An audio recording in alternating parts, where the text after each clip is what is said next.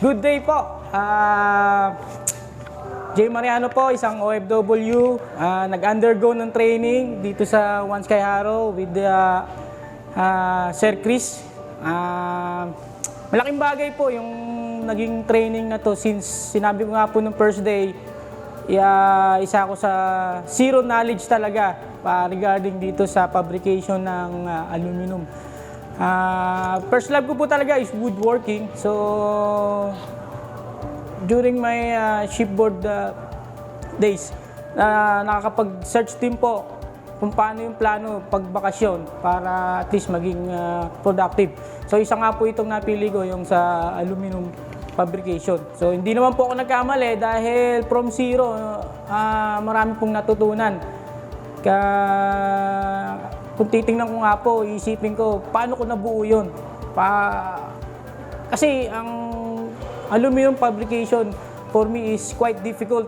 Pero after 10 days, nakita ko siya na kung talagang tsatsagain mo at tututukan mo siya ng panahon, madali na siya. No? Siguro, awa ng Diyos, baka dumating din yung time na makapag-open din ng shop. Nandiyan naman si Sir Chris for support technically and sa mga naging kaklase ko. Sana maging ito yung susi sa mga kapareha kong OFW naghahanap ng business o paano magsisimula. At lagi ko nga sinasabi kay Sir Chris, ang laging tanong din ng mga marino, paano mag-start? Ano yung sisimulan? So para sa akin, ito yung unang step. Kasi kailangan alamin mo yung ise-sell mo yung ibebenta mo, alamin mo kung paano ginagawa. So iyon, natutunan ko din kung anong dapat unang alamin at yung pagpapabricate. So once again, thank you kay Lord, thank you kay Sir Chris, si Sir Mark, at sa naging kaklase ko para maging maayos at safe yung aming pagte-training. Thank you and God bless. Magandang araw po, ako po si Manuel Cabrera.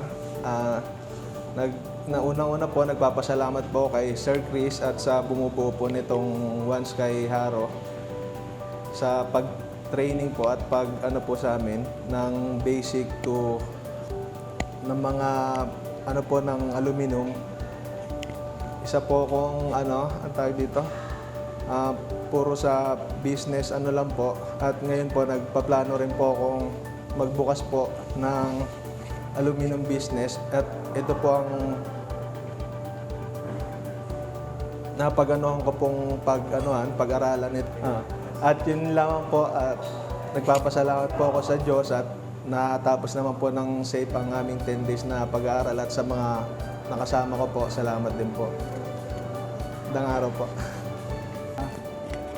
Magandang hapon sa inyo. Bill Asuncion, yung family namin may background sa aluminum pero ako totally halos wala talaga. So nagpapasalamat ako sa kanila, Sir Chris, sa pagbuo ng One Sky Harrow. Ito yung chance para magbigay ng kaalaman sa mga gustong matuto sa glass and aluminum. Ever since noon pa, wala talagang nagtuturo naman ng ganitong fabrication. So sa pamamagitan ng One Sky Harrow, maraming individuals na matututo pa sa susunod at marami pa itong matutulungan. Kaya maraming salamat.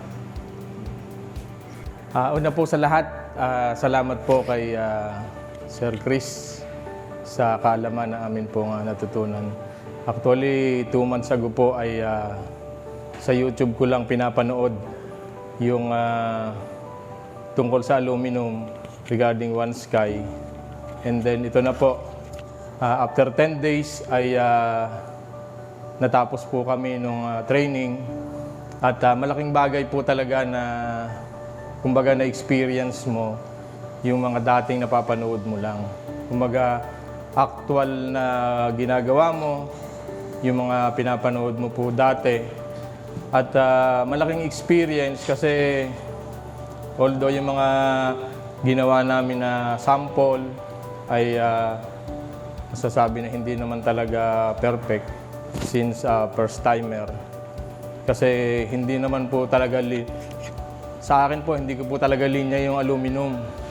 Ang experience ko po for 28 years is for automation. But in a span of 10 days ay marami po akong natutunan. Hindi man perfect yung mga ginawa namin, pero through that ay may mga experiences po kami o sa akin personally na in actual once na nag-business ka, yun yung mga dapat na i-correct mo para maging maayos yung gawa at masatisfied yung client. So in 10 days, marami pong natutunan from basic doon talaga sa purely technical kasi nag-a-assemble ka ng aluminum with those na ginawa namin, sliding windows, screens, and yung mga peaks hanggang awning. So malaking bagay po at ang isang importante doon ay after these 10 days, confident ka. Nandun yung confidence mo na humarap sa mga kliyente at maipaliwanag mo yung tungkol doon sa glass and aluminum business. Kumbaga, hindi ka talaga zero knowledge. Siguro, doon sa 10 na isatanong sa iyo ng kliyente, importante na at least 5 or 6 may masagot ka, hindi yung talagang zero ka. So, salamat po sa One Sky Haro Institute, sa pangunguna po ni Sir Chris, sa mga itinuro po niya sa amin at nawa ay magkita po muli kami since yung support naman po nila ay nandito. So yun po at salamat din po sa Diyos at niloob po niya na makatapos ko po kami in those 10 days po. Yun lamang po. Una po sa lahat, magandang araw po. Ako po si Chris Samarita sa One Sky Haro Institute. Nagpapasalamat po ako sa ating Panginoon Diyos at sa ating Panginoong Hesukristo at itong team ng Batch Bangis. Nakasama namin dito sila Sir Bill, sila Sir Rodel, sila Sir Jay, sila Sir Manuel. At sa awa tulong ng Diyos, masasabi namin na ang training ay tagumpay sapagkat wala isa man sa amin ang napahamak. Ngayon, ini-invite po namin kayo doon po sa mga meron ng business at medyo humina nung panahon ng pandemic. Binubuksan po namin yung pintuan ng One Sky Haro Institute para magbigay ng panibagong oportunidad doon sa mga Pilipino na gustong bumangon sa pandemyang nararamdaman natin. At nandito po kami, handa po kami na tulungan kayo para at least makatawid tayo ng payapa dito sa pandemya. Doon naman po sa mga OFW na nakasama namin, sabi ko nga, kumbaga sa kailangan gawin natin yung natutunan natin at kung talagang meron na tayong sapat na kapital at confident na tayo na talagang gawin yung business na glass and aluminum, nandito naman po kami, naka-support kami, gagayad namin kayo para at least hindi na kayo magbarko, di ba, makasama nyo na, mas marami na kayong oras dun sa pamilya nyo at higit sa lahat, meron na kayong ipapamana doon sa mga anak nyo. Doon naman sa mga meron ng existing na business, kagaya nila Sir Bill, tama po yun, nag-i-innovate tayo. Kasi sa isang negosyo, kapag wala kang ginawang bago, malalaos ka. Kaya sabi ko nga, continuous lang yung pag-aaral natin, hindi natatapos doon sa level 1. Nandito kami, bukas yung pintuan namin. Lagi-lagi, kumbaga sa kung may problema kayo, pasyal-pasyal lang kayo dito.